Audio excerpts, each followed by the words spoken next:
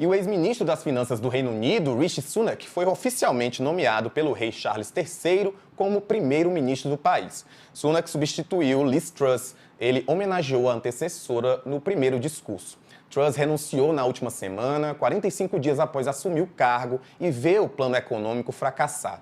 Ela previa severos cortes de impostos e a criação de novas linhas de crédito para tentar cobrir o rombo que a medida provocaria no orçamento britânico. O Reino Unido está vivendo aí uma das piores crises econômicas. Pela primeira vez em 40 anos, o país registrou inflação acima dos 10%. Sunak disse que a população deve esperar tempos difíceis. O novo primeiro-ministro disse ainda que a crise econômica reflete as consequências da pandemia de Covid. Vamos ver o discurso dele. Good morning.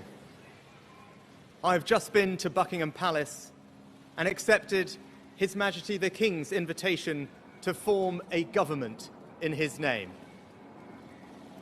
It is only right to explain why I am standing here as your new Prime Minister.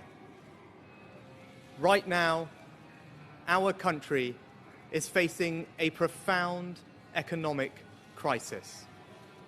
The aftermath of COVID still lingers. Putin's war in Ukraine has destabilized energy markets and supply chains the world over. I want to pay tribute to my predecessor, Liz Truss.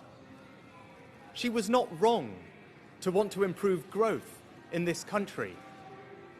It is a noble aim.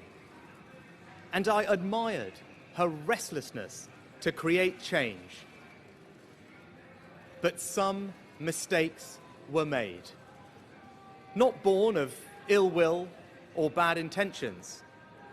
Quite the opposite, in fact.